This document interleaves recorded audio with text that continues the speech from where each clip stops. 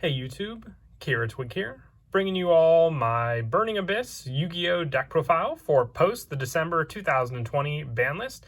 Big thanks to my buddy Jim for letting me borrow his Burning Abyss deck for this deck profile. It's a really awesome deck. This deck just got even stronger with the latest ban list, putting Seer and Graph at full power now on the list, with both cards being at 3 now. So we have some immense power for fans of the pure Burning Abyss deck, which is what this version is. I do plan to do a Phantom Knights Burning Abyss deck later on down the road as well, but for now we're going to focus on the main power of all the different extra deck monsters that the Burning Abyss have at their core, and then go from there with the deck profile. So let's go ahead and get started. So for the Burning Abyss monsters, like I said, now at full power at 3, we're running 3 Graph Malbranch of the Burning Abyss, with all of the Burning Abyss sharing the fact that if you control a monster that is not a Burning Abyss, you destroy this card.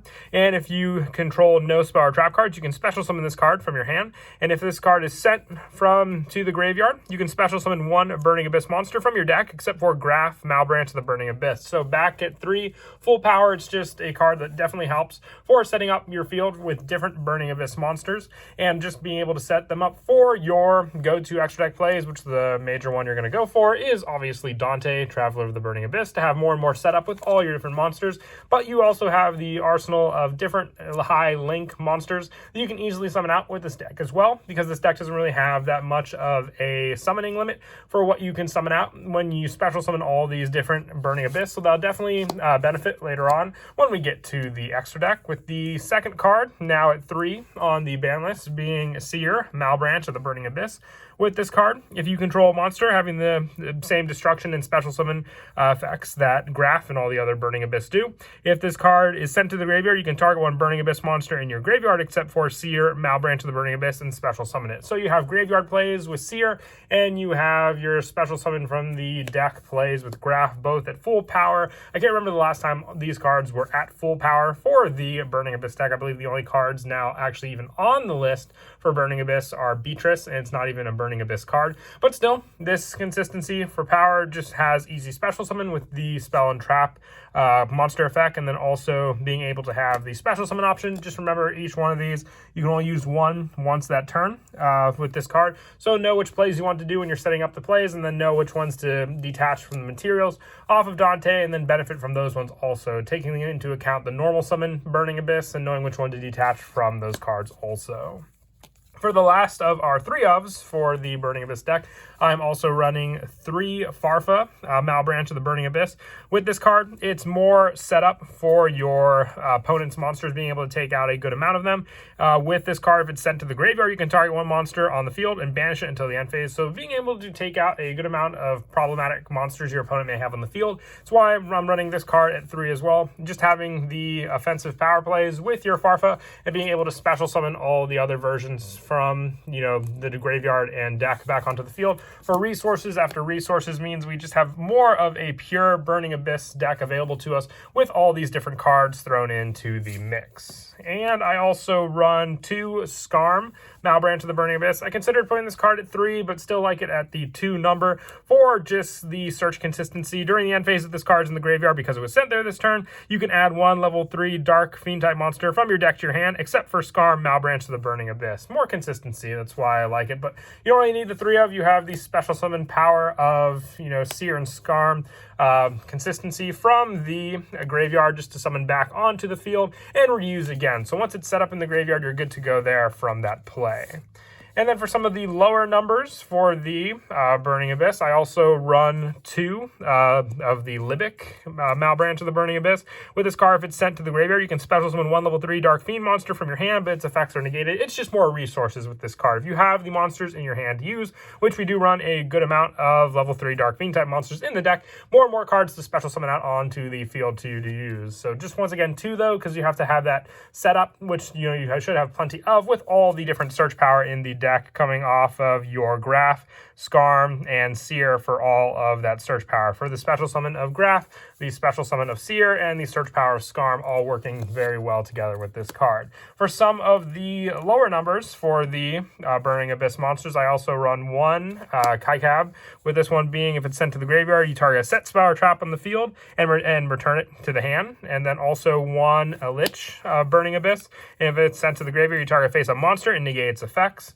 And one Barbar, with this one being burn damage with the sent card by basically recycling your Burning Abyss monsters in the graveyard, except for Barbar, and banishing them, and then inflicting damage to your opponent. So it's just final damage that can definitely come in handy against your opponent to use. And the last one being Rubik, Malbranch of the Burning Abyss, the tuner for the deck, so you can go into Virgil, the level 6 Synchro in the deck, just a Synchro option, so you have all the available plays to go into, and why you run the one card of this card in the deck. You're limited to just summoning Virgil, so remember that with the extra deck spot when we go over the extra deck, because that was the one card we were missing for the deck, being Virgil, but still we have plenty of resources to rely on for that card, and I'll show what Synchro I have in place of Virgil in the extra deck.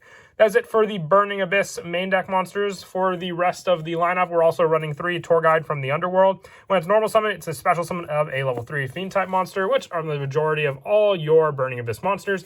And it also negates the effect of that monster, so that monster won't be destroyed when you special summon it off of Tour Guide. And it's just your easy go-to rank 3 by just using one card. And the fact that she's at 3 now makes it even more powerful for this deck. And the fact that she is searchable off of Skarm makes it all the better for sure. So you have an easy chance just to open up this card to use, and that much easier to search off of your Skarm to use later on also.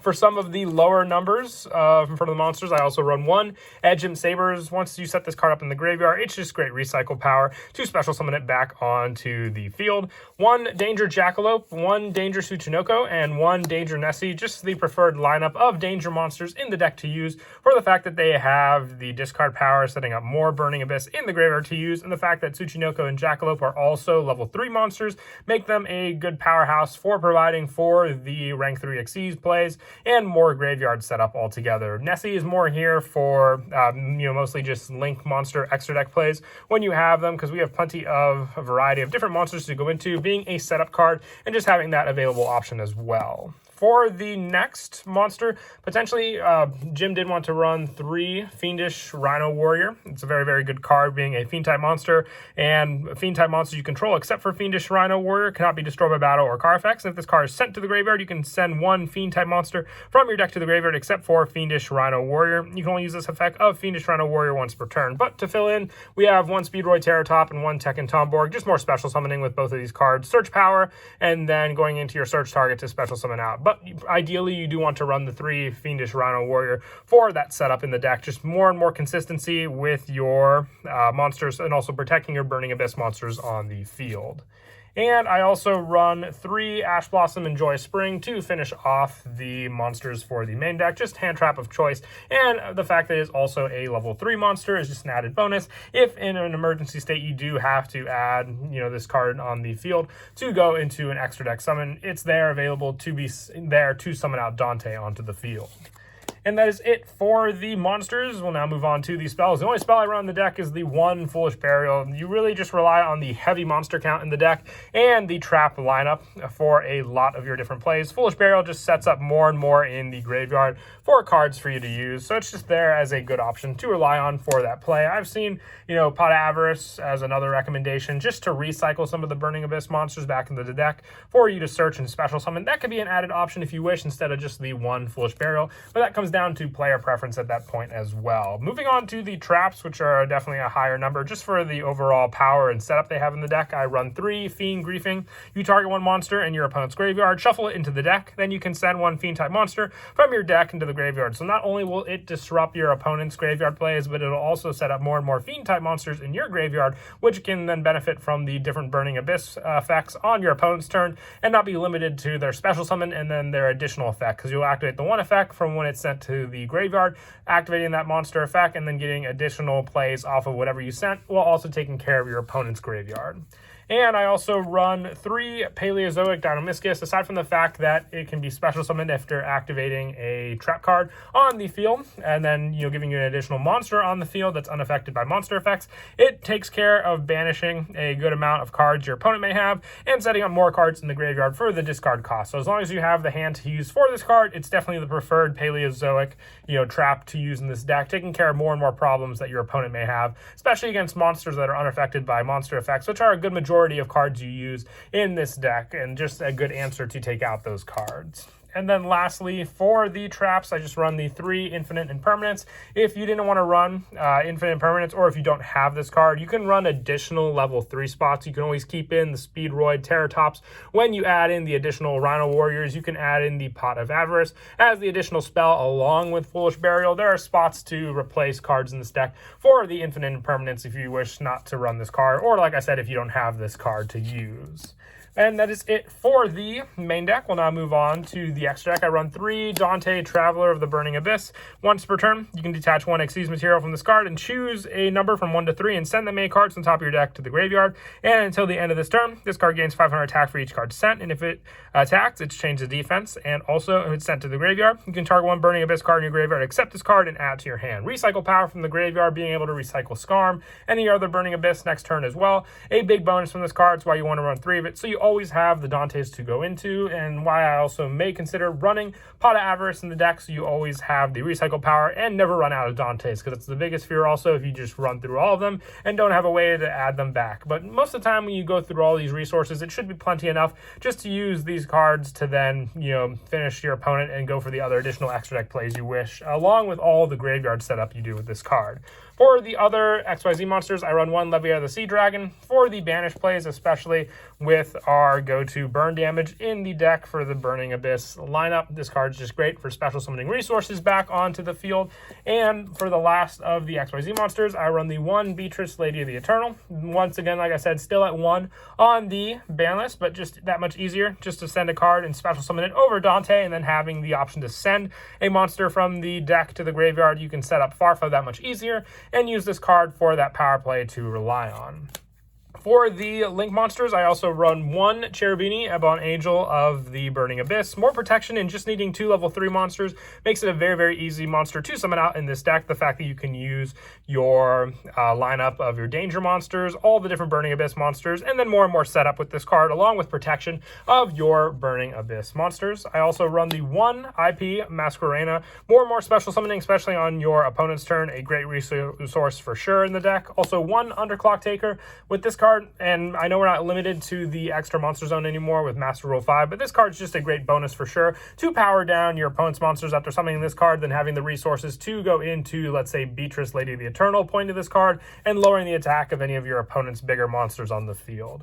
I also run 1 Nightmare Phoenix, 1 Nightmare Unicorn, 1 Yugioh Skull Dread. Like I said, we run a pretty good high number of Link 4 Link monsters in this deck, just for the fact that it's that easy to get out these power plays, and with Yugioh's draw power, it comes in handy for sure. Same with 1 Borrelsword Dragon and 1 Borrelode Dragon for all the different plays, especially the OTK potential you have with Borrelsword and just the power plays with Borrelode. And for the additional extra deck spots, we run the 1 Dante Pilgrim of the Burning Abyss. This special summon comes off mostly from when we run Beatrice, because it lets us special summon a Burning Abyss from our extra deck, ignoring its summoning conditions. And this is more, most of the time, the ideal one to go into for those plays. And lastly, you can see here the wonderful Virgil Burning Abyss Synchro that I run. Me and Jim both don't have one. We're still looking for one. We thought he had one for the deck, but we just have to figure out where it is. Might be in one of his binders. We have to recheck and look. But Coral Dragon, obviously you can't special summon this with Rubik in the deck because you're limited with what you can synchro summon using Rubik. But once again, this is just going to be the spot for Virgil if we did have a Virgil to use in the deck as the last synchro spot for the Burning Abyss plays that Virgil can provide.